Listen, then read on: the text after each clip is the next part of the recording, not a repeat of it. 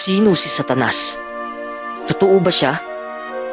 Sinasabi ng ilang makabagong eskolar na hindi totoong persona si Satanas. Sinasabi nilang likha lamang ito ng guni-guni ng tao.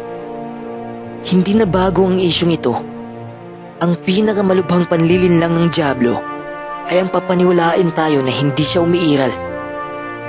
Si Satanas ba ang di nakikitang puwersa sa likod ng mga problemang sumasalot sa daigdig? Inilalarawan ng Biblia si Satanas bilang isang tunay na persona sa di nakikitang dako ng mga espiritu. At dumating ang araw na ang mga anak ng tunay na Diyos ay tumayo sa harap ni Jehovah at sumama rin si Satanas. Sinasabi nito sa atin ang tungkol sa kanyang mabalasik at malupit na mga katangian, pati na ang kanyang ubod sa mga gawa. Kaya umalis si Satanas sa harap ni Jehovah at binigyan si Job ng makikirot na bukol mula sa talampakan hanggang sa tuktok ng ulo niya. At kumuha si Job ng isang piraso ng basag na palayok para ipangkayod sa sarili niya at naupo siya sa abo. Saan nagmula ang gayong napakasamang persona? Matagal na panahon bago pa man umiral ang tao, nilalang na ng Diyos ang kanyang panganay na anak na nakilala ng maglaon bilang Jesus. Siya ang larawan ng di nakikitang Diyos, ang panganay sa lahat ng nilalang.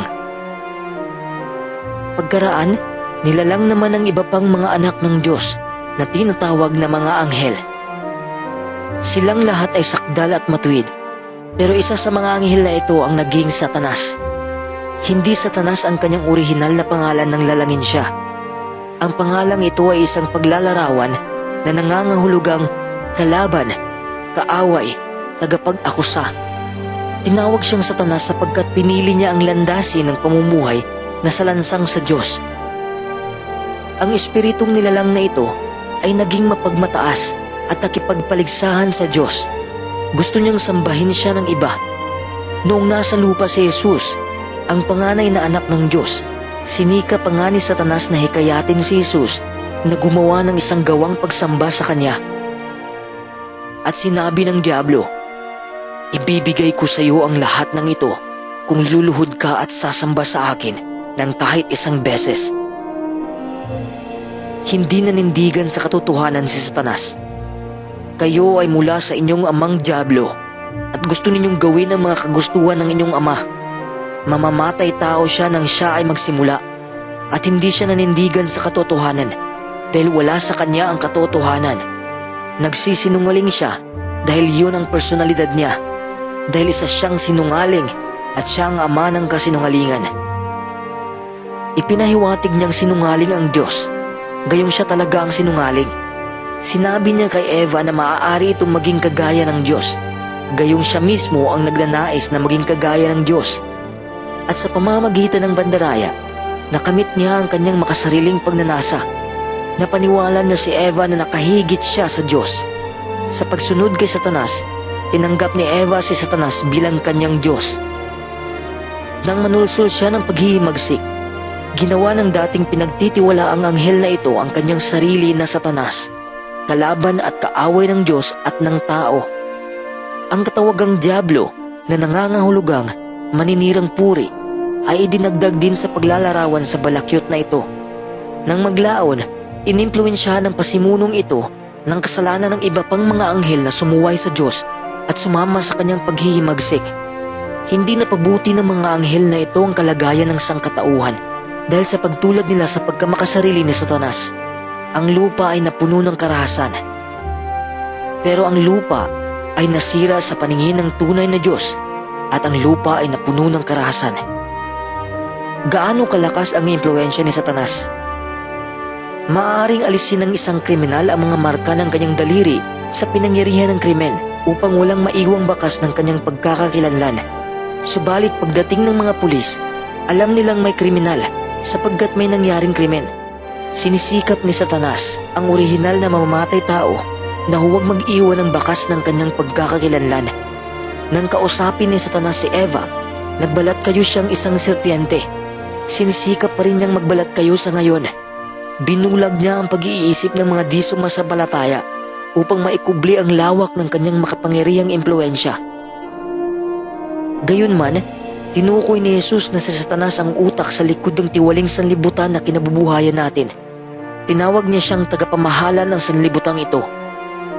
Pagkatapos, may kinalaman sa paghatol dahil ang tagapamahala ng mundong ito ay natulan na. Ang buong sanlibutan ay nasa kapangyarihan ng isa na balakyot. Alam natin na tayo ay nagmula sa Diyos, pero ang buong mundo ay nasa ilalim ng kapangyarihan ng isa na masama.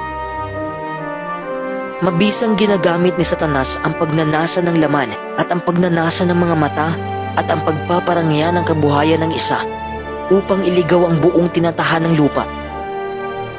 Kaya inihagis ang malaking dragon, ang orihinal na ahas, ang tinatawag na Diablo at Satanas na nagliligaw sa buong mundo. Inihagis siya sa lupa at ang mga anghel niya ay inihagis na kasama niya. Siya ang sinusunod ng sangkatauhan sa pangkalahatan. Gaya ni Eva, ang mga sumusunod kay Satanas ay para na ring sumasamba sa kanya bilang Diyos nila. Kaya si Satanas ang Diyos ng sistemang ito ng mga bagay. Kabilang sa mga resulta ng kanyang pamamahala ang pagpapaimbabaw at kasinungalingan, digmaan, pagpapahirap at pagkawasak, krimen, kasakiman at katiwalian. Kung paano maiiwasan ang kanyang impluensya, nagbababala ang Biblia. Panatilihin ang inyong katinuan, maging mapagbantay. Ang inyong kalaban, ang Diablo, ay gumagala-gala tulad ng isang liyong umuungal na naghahanap ng masisila. Bagaman mabigat ang mensahe ng tekstong ito, nakapagpapatibay namang malaman na yaon lamang mga hindi magpapanatili ng kanilang katinuan, yaong mga hindi nananatiling mapagbantay ang malalamangan ni Satanas. Para hindi tayo malamangan ni Satanas dahil alam naman natin ang mga pakana niya.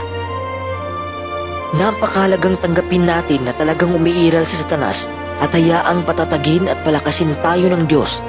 Sa gayong paraan, makapaninindigan tayo laban kay Satanas at magiging kapanig ng Diyos.